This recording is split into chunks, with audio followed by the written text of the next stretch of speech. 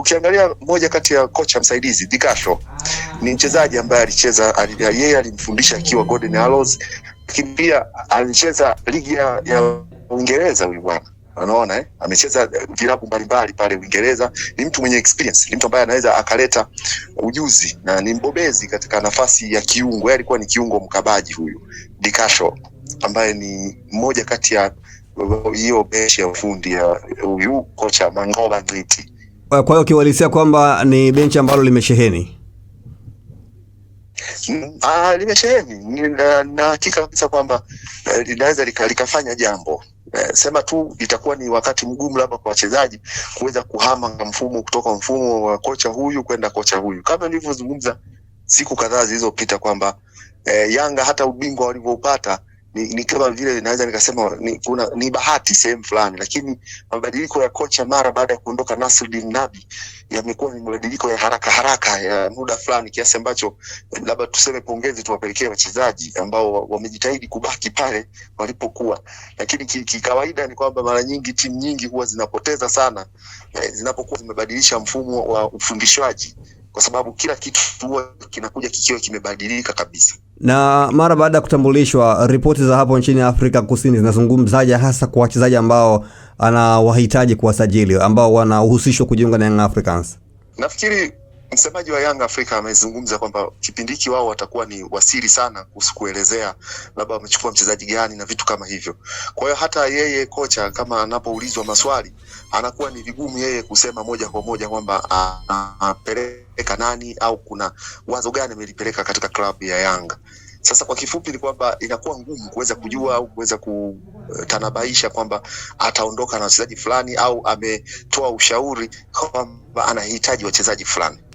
Wewe ni mtu mkubwa sana hapa kwenye swala zima la mchakato wa soka na usajili. Bila shaka unafahamu tetesi ambazo ingawa hazizungumzwi na wewe moja kwa moja unaweza kuzifahamu pia.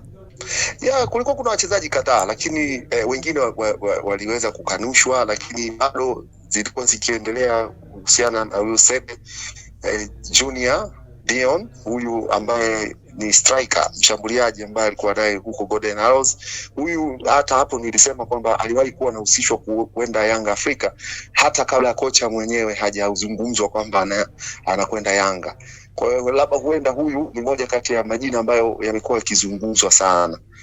Lakini pia mchezaji mwingine ambaye moja kwa moja nimesikia anakuja huko na hivi sasa nimeambiwa kwamba amekwenda Simba. Sasa huyu ni Koketo Makalwa.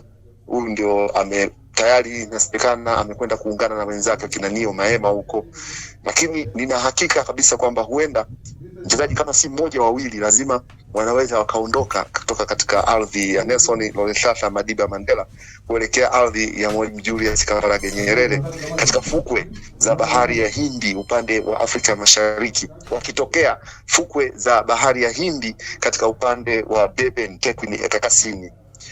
Hilo linaonekana linawezekana likawepo. Na mara nyingi pia makocha wengi pia huwa wanasajili wachezaji lakini mwisho wa siku hawafanyi vizuri. Vipi kwa kocha huyo, huenda akasajili wachezaji wakafanya vizuri ama akawa kama kwa baadhi ya makocha? Nadhani Fadlu Davids ndio aliwaleta kina Nio Maema na The Rock. Na wengi wameona walichokifanya. Sidhani kama kuna mtu anaweza akachukua wachezaji aende nao sehemu waende wakamuangushe. Hii wachezaji kutokufanya vyema huwa mara nyingi inatokea pale ambapo kocha amechukuliwa akasajiliwa, lakini ghafla unajua coaches, they are saying coaches are hired to be fired. Wakati fulani kocha anaweza akafika akakaa mechi 3-4 akafukuzwa. Mara nyingine sasa unakuta akishaondoka kocha, wachezaji aliokuja nao anapokuja kocha mwingine anashindwa kuendana nao katika mfumo wake na ndio wanaonekana kama ni wa kawaida. Kumbuka baada kuondoka Fabrice, watu wengine walikuwa wakiwaona kama Nio na huyu The Rock kwamba ni watu ambao ni wa kawaida, lakini Steve Beck ambaye anawafahamu kurudi, nadhani nimeweza kuona wana uwezo kiasi gani. Kwa sidhani kama kuna kocha ambaye huwa anachukua mchezaji ili aende akamuangusha au akaiangushe timu ambayo imemsajili. Kumbuka kwamba kusajiliwa kwa kocha hii ni moja kwa moja ni tunasema ni kibarua, hicho ndio cha chakula kinachoweza kuwekwa mezani kwa familia. Sidhani kama kocha anaweza akaleta wachezaji wabovu ili aje aiangushe timu ambayo imemsajili na kumpa riziki yake ya kupeleka mezani. Haya ni mambo, ni mtazamo ambao huwa ni wa tofauti sana kwa katika mtu ambaye anajua soka au anafahamu ni nini maana ya kusajiliwa au kuajiriwa katika ajira. Huwezi ukapeleka mfanyakazi mbovu. Okay. Kuna mchezaji anahusishwa ambaye anaitwa Justice. Kumbuka yeye amefundisha Chipa. Anaitwa Justice. Coach. Anaitwa Justice. Anaitwa Justice Figueiredo. Naam, nasema kocha huyu Mangoba Ngiti alikwisha wahi kufundisha Chipa. Na ni kocha ambaye ni moja kati ya makocha ambao ni wazuri sana. Nadhani kuna clip nimeiona Jeffrey amezungumza mambo fulani, akaelezea tu kwamba ni tofauti na watu wanavyozungumza. Lakini kama ulivyoweza kuuliza wakati ule kwamba katika makocha watano wanaotajwa Afrika Kusini au waliopo katika orodha ndani ya kocha watano wa Afrika Kusini, huwezi kumwacha Mangoba Ngiti. Ni moja kati ya makocha ambao wapo pale na wanatajwa. Ushawahi kumfuatilia vizuri huyu mchezaji Justice? Naam, yani Chipa ninawafahamu, Justice nimefuatilia lakini sio kwa kina kihivyo.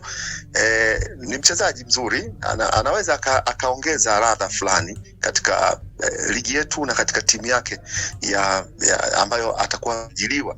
Ni mchezaji mwenye mtazamo wa kina na anajua nini anachokifanya ndani ya uwanja. Kwa hiyo huenda akawa msaada mkubwa kwenye klabu ya Young Africans. Kama itakuwa wameweza kumpata, itakuwa ni sehemu mojawapo ya kuweza kufanya vyema zaidi.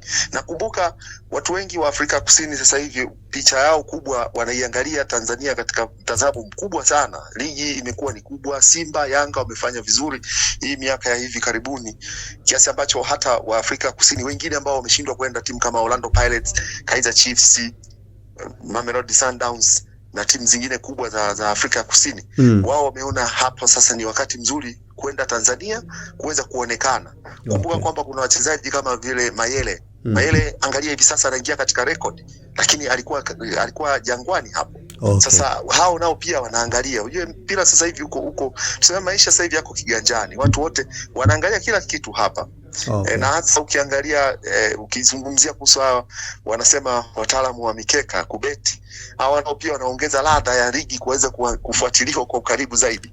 Kwa hiyo wanaiona ligi ya Tanzania kwamba ni sehemu kama vile tunasema ni bandari ya kuelekea sehemu zingine za mafanikio zaidi. Au la, hata kama walikuwa wakizalaulika kwao, wanapoonekana katika ligi nyingine wanafanya vyema, timu za nyumbani watakaporejea ni rahisi sana sasa kuonekana kwamba yes, mliona kwamba jiwe ilisofaa hii sasa ndio limesimikwa pale na ndio nguzo kuu ya eneo fulani. Sawa, lakini anahusishwa pia mchezaji ama winga huyo winga kulia wa Richard Bay ambaye anaitwa Tulan.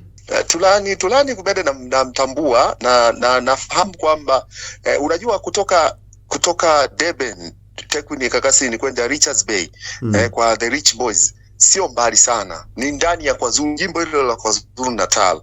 Na huyu kocha anatoka huko, ndio kwao, amezaliwa tunasema kunaitwa Umzimkulu. Katika ndiko alikozaliwa huyu kocha Mangoba Ngiti. Kwa hiyo tuna hakika kwamba wachezaji wengi walio katika upande ule wa fukwe za bahari au pande za Durban huko KwaZulu Natal wanaweza kuwa na nafasi kubwa, kwa sababu yeye alikuwa na nafasi ya kuwaona wakikua mbele ya macho yake na wakifanya kile wanachoweza kukifanya, anakiona na kukitambua. Kwa hiyo tutaraji wachezaji wengi kutoka eneo kama hayo.